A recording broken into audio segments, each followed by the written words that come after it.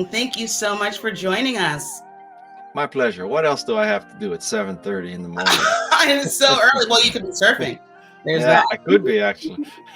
Well, thank you so much, Guy. I wanted to go ahead and bring you right up, everybody. This is ascendLIVE for those of you who join. And as you know, and Guy, I think as I mentioned to you briefly, my passion with Ascend is really to empower women who are marketers to become their highest professional self. Okay. And so, yes, so the opportunity to pick your brain this morning is absolutely invaluable for everyone listening. I know you are passionate about elevating the voices of women. It's sort of one of the things we've discussed on Clubhouse. So I thought this would be fun, and we'll take comments from everybody and questions, but we will, prioritize questions from women marketers. So, okay. And we have a lot of people chiming in already. Okay. All right, here we go. Thank you so much, Guy. So I wanted to start by just asking you about your journey line. I learned a lot about you from reading Wise Guy, the book you recommended. And you talked a lot about how your sort of teachers and the people who were tough on you helped you get to where you are today. Can you talk a little bit more about that? Can we start off maybe there? Yeah, so I was born and raised in a lower middle class part of Honolulu, Hawaii. We were by no means impoverished, not enough food and clothing, but we weren't rich. And I went to a public elementary school, and in that public elementary school, a teacher convinced my parents to take me out of the public school system in Hawaii and put me in a college prep school. And my parents agreed with her, and luckily were willing to make the sacrifice to make that happen. And so from that prep school, I got into Stanford, and from Stanford, I met the person who would eventually give me a job at Apple, and the rest is history. Boom, the rest is history. Yeah. So, I owe maybe everything to that elementary school teacher. And, for people who may not have mentors out there, what do you think is a way when you kind of have an experience that serendipitous relationship that elevated you? How can people sort of intentionally get that? That's a good question. I mean, in the 6th grade, what the hell did I know, right? So it's not like I could have intentionally told my parents, you need to get me out of this system and put me in another system. So sometimes it is serendipity, and it is the care and concern and love of a teacher or a coach or a mentor. Do you have mentees who you really enjoy and sort of get something out of that relationship with? Honestly, no. I mean, there's 2 parts. There's 2 parts to that question. Do you have them, and do you enjoy? Okay, so I don't have any. I don't have any because I am not a good mentor. I am. Let's just say I'm not a touchy-feely kind of guy, and you wouldn't exactly call me bedside manner, father knows best, Marcus Welby. It's true. I will tell you, the book, there were parts that triggered is the wrong word, but boy, like you tell it like it is. It's about responsibility. It's about it's not like warm and fuzzy, but that I think in your writing, in your podcast, that one-to-many mentorship really does affect people. Yeah. So lots of people ask me to critique their business plan and all this kind of stuff. And I tell them, listen, are you sure? Because I'm going to rip it to shreds. So if you don't want to rip to shreds, don't give it to me. And then I tell you what, most people say, yeah, I can handle it. And then I rip it to shreds and they get all pissed off and depressed.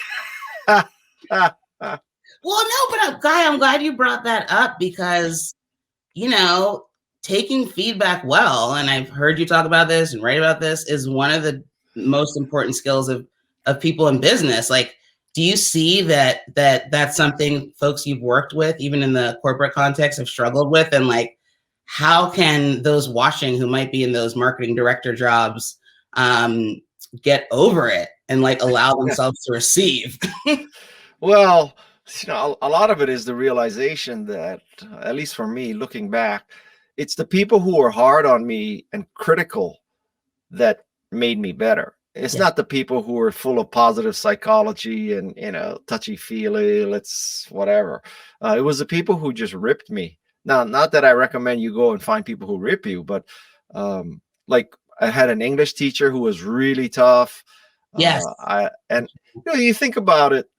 Think about what, to use an athletic metaphor. I mean, think of the people who played for Bobby Knight, right? So Bobby Knight was just kind of out of control, tough coach, but the people who played for him loved him. So, I mean, that's what you have to look for. Now, don't get me wrong. There are people who are just plain abusive. So I'm not suggesting you look for people who are abusive and assume that they're good and will help you. But, the teacher and the coach and the boss that lets you get away with murder is not doing you any favor. Well, I see this all the time, Guy. It's actually a big problem, I think, on a lot of marketing teams, the politeness culture. And you talked about that too. Like, people will avoid making something better to protect feelings in the short term. I love the way you mentioned that. Were there any, I'm going to segue a little bit into your journey that you talked about with Apple and sort of leaving too soon. Like, can you talk a little bit about, twice, right? But then that brought you to everything you're doing today, and you've had a lot of impact. I would not be doing a virtual talk at 7:30 in the morning if I had not left Apple twice, though, I assure you. I don't know if that's a good thing or a bad thing, Guy. It could go either way. Yeah, I mean, how would you, I loved how you gave that advice to college students, the sort of 10 things. If you had to almost come up with, I won't ask for 10, that would be too much, but not at 7:30. Right, not at 7:30. But a few things along those lines around what makes a remarkable marketer. Because I wanted to relate this back to your show and then talk about your show a little bit. What might come to mind? Well, I don't know if marketers want to hear this, but my observation is that, my observation is what makes a remarkable marketer is often a remarkable product, which is to say that if you're trying to market a piece of shit, it's going to be very hard. But if you're marketing something great, it's going to be easy. So find something that's great. And that very simple calculus would help a lot of people. Now, it is somewhat facetious because you don't purposely go out in your career and look for crap to market, but you should understand that a lot of it is just what I call Guy's golden touch. And Guy's golden touch is not whatever I touch turns to gold. Guy's golden touch is whatever is gold Guy touches. And so at the start of my career, I touched Macintosh. At the end of my career, I'm touching Canva. Both products are solid gold. And so, how hard is it to evangelize Macintosh or Canva? I think you're making an incredible point. Being intentional about where you choose to spend your time can affect your success as a marketer. Tell us more about Canva. They got in touch with you. They saw you were using it. Like, yep. So Canva is an online graphics design service, and it enables anyone to make beautiful designs. So think of it as Photoshop for the rest of us. Mm-hmm. And I tell people that in the time it takes to boot Photoshop, you can finish a design in Canva. So the gist of it is that there are a limited number of design types in the world, right? So there's presentations, posters, business cards, infographics, Instagram, Pinterest, Etsy. It's a limited number. It's not infinite. And so what Canva has done is has taken that limited number of design types and created templates for each design type. So if you want to create the ideal Instagram post, you go to the Instagram design type, and there are hundreds of templates. You swap in your photo, you change your text, and you download it. And that literally, what I just described, takes minutes. Things people used to wait for weeks. Well, yeah, and they'd have to suck up to the graphics art department. They'd have to wait for independent bids. They'd have to, now it's roll your own, baby. Have you heard any, because I've heard this myself, and I use Canva. I use it to make the graphics for this event. Not me, smart people who work with me. But have you heard the sort of blowback from designers who say it's taking away their sort of, yes, how do you respond to that? Some people have said that.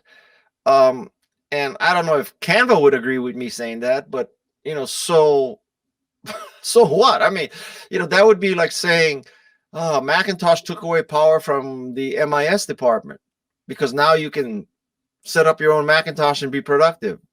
Okay, so you know what? Nobody wakes up in the morning saying, how can I keep the MIS department employed? Right. And so that's part of it. I also think many Photoshop users use Canva because now they can be more productive. So they could probably charge as much as they did before and I'll do it in 1/10 the time. What's wrong with that? That's another thing. That's a really good idea. I hope anyone watching is thinking about it. Hallelujah. Another response is that it may increase competition, but as we've been discussing about tough love, competition may improve the breed. So, who among us would not like a large growing market with no competition? Well, duh. I mean, everybody would love that, right? But that's just not the world. So, sometimes you just can't make everybody happy, but what can I say? I mean, that's like saying, Howard Stern and Rush Limbaugh are pissed off because now people are in Clubhouse instead of listening to the radio. They should be listening only to me. Well, tough luck, pal. I mean, okay, so everybody, I will be completely candid here. The part of Guy's book that triggered me a little bit was the chapter, and you saw I emailed you last night, Guy. You are not a victim, and I think you're talking about it here too. But this is important. There's this importance of accountability and how we face what's bad that's happened to us. And you talk a lot about this. I'd love to hear more. Well, but first, obviously you are a Black woman, but first I want to make a very strong caveat. Okay. So I am an Asian American man. I came from a lower middle class family, but certainly not a poor family. And I cannot at all understand the Black experience in America. Okay, so a lot of people say, oh yeah, I feel for you and all that. Yeah, you feel for me, but have you ever had the talk with your kids? Have you ever told your kids, when you get pulled over for a traffic citation, this is what you have to do so you don't get shot? I never had that talk with my kids. So I'm telling you all this to tell you that it's easy for me to talk about being a victim because I do not have that experience. Okay. No, I'm glad you went there. Honestly. Okay. It is not even the context I was interpreting it. But I'm glad you went there because people need to hear that. Thank you. Okay. So with that caveat, yes, what I'm saying is that the victim mentality, and truly, I believe Black people have been victims. Okay, but for people to think they have a victim mentality means that it sort of gives off control, right? So if you have concluded you're a victim, the flip side of that is saying that there's nothing I can do about it, or there's less I can do about it, or I'm powerless.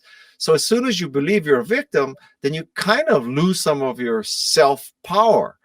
And that's a bad thing. So it would be better to, believe you may have had unfortunate circumstances, but stop at considering yourself being a victim and just, kick ass and do what you have to do. And that's the gist of what I'm saying. Totally. The way that I interpret that, Guy, is it's empathy first for the situations that lead to, folks to become victims. So let's talk about it in the context of women marketers, because that's the context of this show.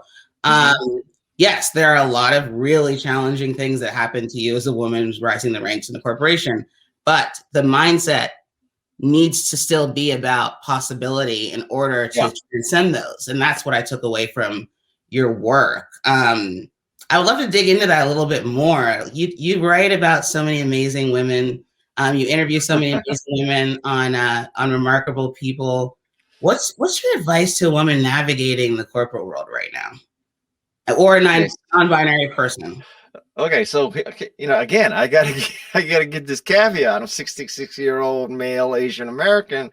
I'm not a woman trying to slug it out in corporate America. Okay, so my observation, and with remarkable people, I've interviewed about 30 remarkable women, many of them CEOs and founders, such as Kara Golden of Hint.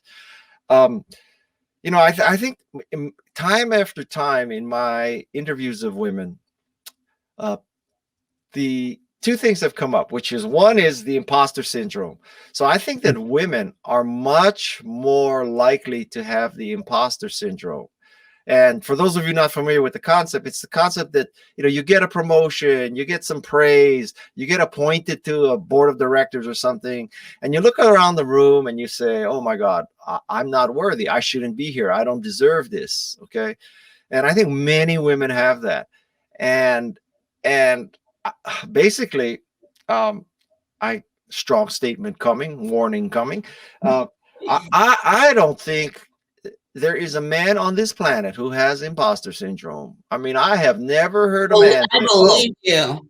I mean, mediocre. It's all about that. Yeah. So, I've never heard a man say, "Oh, I just got a promotion. I don't think I'm worthy. I don't think I'm ready for it." Those words have never crossed any man's lips in the history of mankind.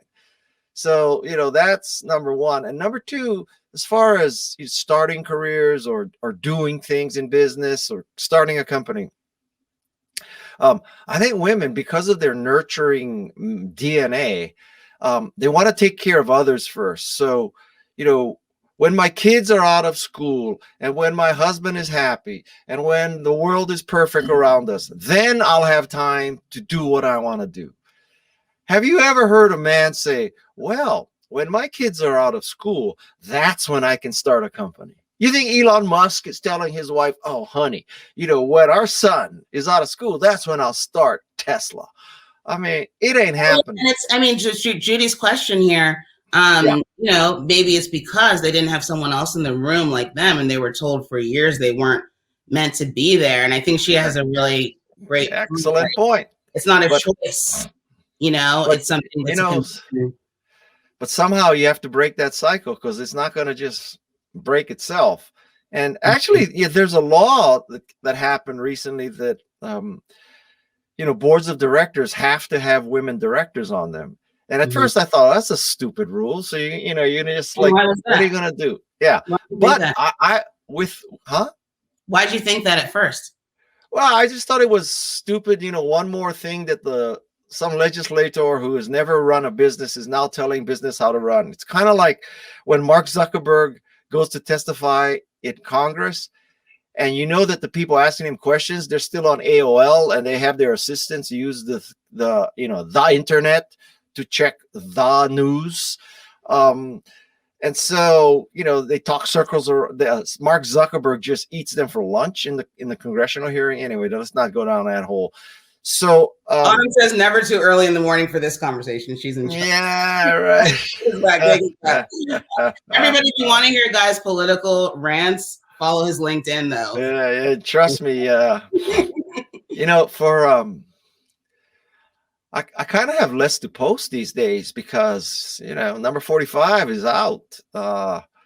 And for like 5 years, my social media focused on resisting. I mean, it was 90% resisting. And because I did not want my grandchildren to ask me, so, Grandpa, did you fight Trump? Or did you just, did you, like, I can't, there's something I can't understand. So there are many quote unquote social media influencers, millions of followers. And I'm not talking about Kim Kardashian. I'm talking about, the people who are the tech influencers, right? Yeah, let's go here. Yeah, so none of them took a stand. And every one of them, their attitude was like, oh, so I'm a social media influencer on Instagram, and, my beat is cooking, or my beat is fashion, or my beat is tech or gadgets. None of them took a stand against this. And I just find that depressing that, how could you just let that happen? How could you just look the other way? I don't understand that. So during these last 5 years, many people said, Guy, you're antagonizing half the people who follow you. You're going to lose followers. You're going to lose opportunities and all that. Well, first of all, that never happened because I didn't lose half my followers. And secondly, I don't think my followers were the kind of people who supported what was happening.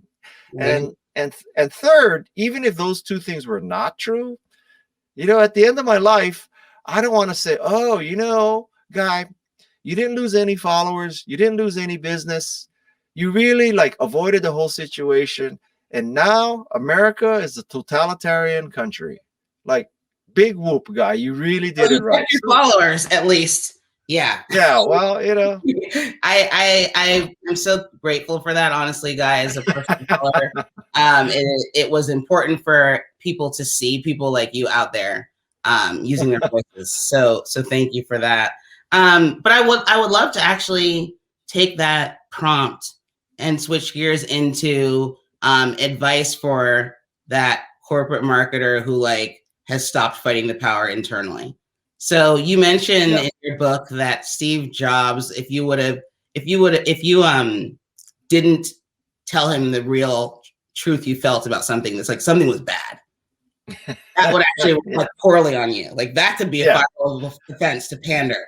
That's that would be a career limiting move. Yes. Why isn't that the case on more teams? Like, why do people feel, Well, I have a theory, and my theory is that the higher you go in most organizations, the thinner the air, and the thinner the air, the more difficult it is to support intelligent life.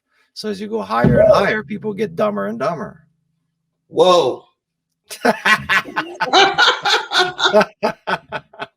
Everybody hear that? The higher you go, the harder it is to support intelligent life. Guy, where did you come from?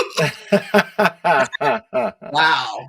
Lola, when you're 66, happiness means just not giving a shit anymore what people think. So.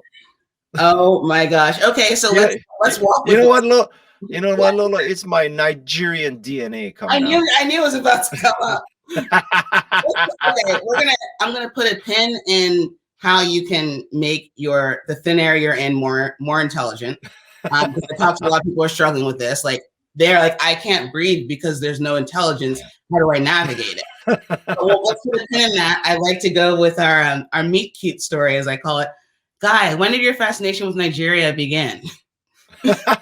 My fascination with Nigeria began when I interviewed Lovey Ajayi. In order to interview her, I had to read her books.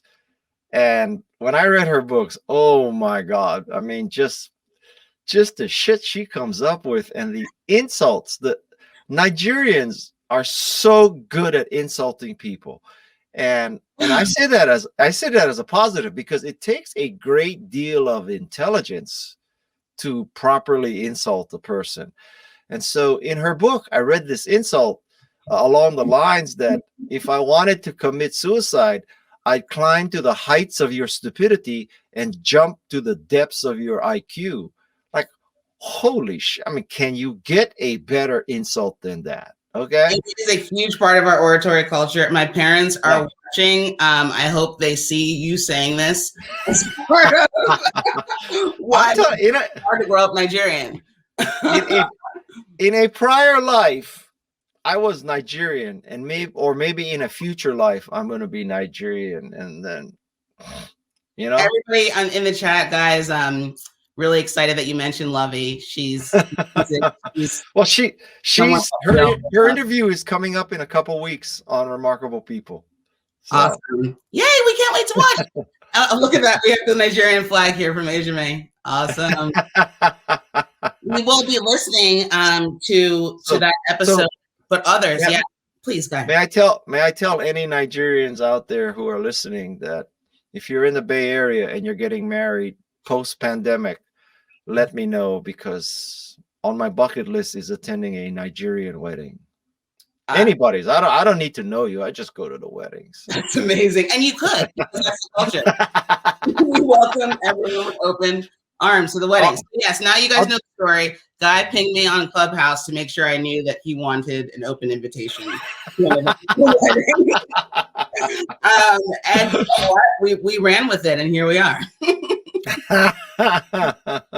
I love it. Oh my gosh. So, okay, the last thing from a Nigerian viewer here. We will claim you, Guy Kawasaki. So it is official. Well, I have $25 million sitting in Nigeria. So if you just help me get it out, that would be a good start. I knew he was going to go with that joke. But it had to happen. Okay, we will, because it's you, Guy, we will allow it. Okay, thank you. Okay, so let's go back to, and I know we only have you for, I think, another 10 minutes or so. Is that all right? Whatever, Okay, cool. You're so chill. I love it. Today I'm interviewing Paul Theroux, the travel author. So I have to prepare for that. I'm not okay. So we'll make sure we let you go in, about 5 or so. How about that? Cool. Thank you, guys. Is this Nigerian time or American time? 5 minutes real time because Allison will keep me honest. Okay. Oh my gosh. Oh, Guy. Okay. So when it comes, look, somebody, look over here. Look over here. I'll click on this. Which one? Oh, I can't do it. Only you can do it. Aston. Oh, Aston's a friend from Chicago, fellow marketer. Okay. What? Where was I that day or that week? Aston, Guy wants to know why you didn't invite him. Kavon says the truth comes out. And Lanisha is excited about the Paul Theroux interview. Awesome. So, okay. Wait, so we got to give people some serious content. Okay, so I'll give you some thoughts. Okay, so number one, something I realized is that the role of an employee is to make his or her boss look good. Now, we've been ragging on bosses about the thin air and all that, but in truth, the way you advance in your career is making your boss look good, not bad. And I think a lot of people who are naive have this belief that, I'm going to outshine my boss and get his or her job. I have never seen that happen. When have you ever seen someone underwork? Yeah, right. Never happens. So the whole thing is you got to make your boss look good, and then you need to draft behind your boss. So as your boss gets promoted, you just tag along with him or her. And then at some point, your boss is so high and you're so high that you can just step out and be the boss. So that's number one career advice. Number two career advice is that, where and how you enter an organization doesn't matter. So what you do once you get in matters. So the way I got into Apple is because of nepotism. It was my college roommate who hired me. I was not qualified on paper.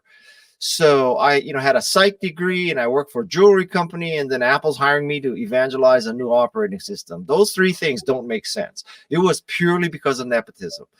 So, people need to get over the fact that, the imposter syndrome. I didn't deserve the job at Apple because I didn't have the right education and experience. One of the things I don't suffer from, Lola, you can tell, is I don't have imposter syndrome. So anyway, it doesn't matter how you got in. Now, it's also true the other way, which is it doesn't matter how you got in if you got in through kind of the classic front door. So let's say, I'm saying if you're not qualified and you get in, it doesn't matter. But I'm also saying if you are qualified and you got in, it doesn't matter. Because a lot of people think, I got my job, because I have the perfect job experience and I have a Harvard MBA and I have a Stanford undergraduate. And, I'm just one of these blessed, perfect people. Well, nobody gives a shit. On day two, nobody gives a shit if you have a Harvard MBA. In fact, that's a negative. So, that is another thing. And then in tech in particular, it doesn't matter where you get in. You just want to get on the boat that's on the rising tide. And so, if you started at Apple as the front desk operator in 1976, let me tell you something, you would have your own boat right now. So it doesn't matter how and where and when you get in, just get in and just kick ass. And so I think that's the key. Guy, you get in and you kick ass. But then some people find it hard to have those inside relationships. Maybe that's the last question, because I think it happens to a lot of women. How do you couple your amazing work with the ability to just sort of relate?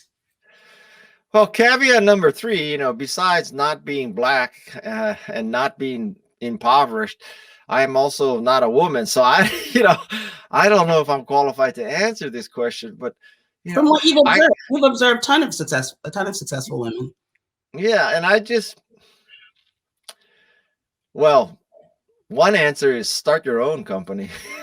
That solves the problem, right? I mean, talk about taking control of your own destiny. No bullshit there. If it's your own company, you're the boss. You, no pun intended, you're the man. So at that point, who are you going to blame? Now, wait. Now, I guess you could blame. Well, venture capitalists aren't funding, female-led organizations. But another point I have, if I haven't pissed off all your listeners already, No, well, look, another. just so you see, Natalia is telling you she needed to hear this, and she's been feeling self-conscious about not having an MBA. So that's great. Let me tell you something. In tech and in entrepreneurship, an MBA is neither necessary nor sufficient. And I have an MBA, so I can tell you that. So, shit, I lost my train of thought. Well, what I had another brilliant bomb to drop, and I lost it. So wait till I get my first cup of coffee. If you think I'm on a roll now, I mean. Well, maybe we'll have to come back again and chat with you. Yeah, well, I'll start later then. At 7:15, I was in the shower. No, well, Guy, this has been amazing, and thank you for joining us early. It is an inclusive time, so we actually film at this time so people with young kids can watch before they get up. Should have told me that before. Good thing you don't have Gary Vaynerchuk on here. Why? Well, every other word is the F-bomb with him. Oh, well, their kids aren't watching. The kids are sleeping. So, I thought you said the kids are watching now. No, so like before, a mom wakes up, she can come in and chill with us here on LinkedIn. I'm sorry. Wake up. Yeah. So that's the timing. Everyone is taking you. Wait, so I want to give I gotta leave people with some useful thoughts here. So, so one is whether you like it or not, your job is to make your boss look good. If you can't stand that, find another boss. That would be one piece of advice. Second thing is, I think that one of the sure ways to be successful in a company for the entire company is to do what's called working backwards. And many people work forward. So they look at, this is what we know and this is what we can make. So that's what we're going to sell. We're going to make people buy what we can make. I think a better path, a more successful path in life is to work backwards. So this is what people want, and that's what we're going to make. And that's a very different attitude. And I would say that works for you as an employee, as a product too. Like you have to work backwards as an employee. It's not about what you can do and what you can make. It's like, what does your company need? And you work backwards from there. Because, my naive hope is that eventually the world will become a meritocracy and cream will rise and shit will sink. Now, I think, two things that really helped that recently is Kamala Harris and Stacey Abrams. I mean, who could not be impressed with those two people? So Stacey Abrams, I might make the case she saved democracy. So, that's the kind of role models. And then Amanda everybody back, Guy, with that.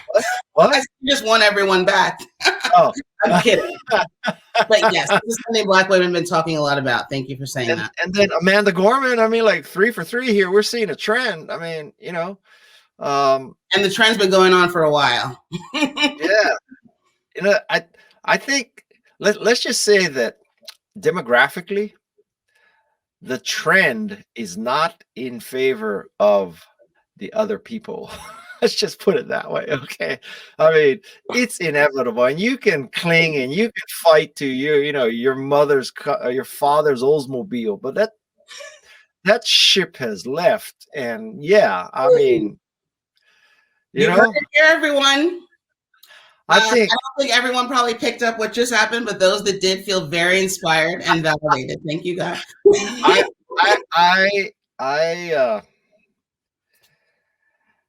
I truly believe that Black women are going to save the planet. That's in particular Nigerian Black women.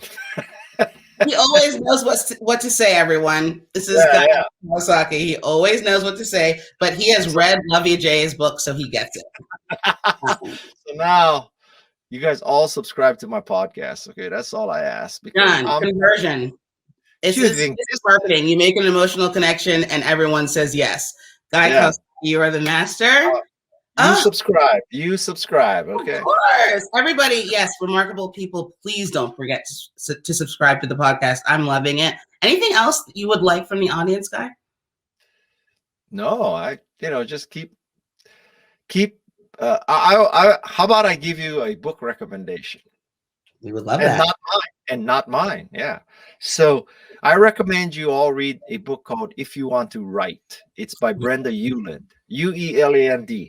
And now obviously it's written for writers, but you substitute any sort of creative endeavor for the word write and it fits. So if you want to program, if you want to be an entrepreneur, if you want to make movies, if you want to make films, if you want to dance, if you want to, be a great marketer, you should read this book. This book is about empowerment. It is about, defeating the imposter syndrome.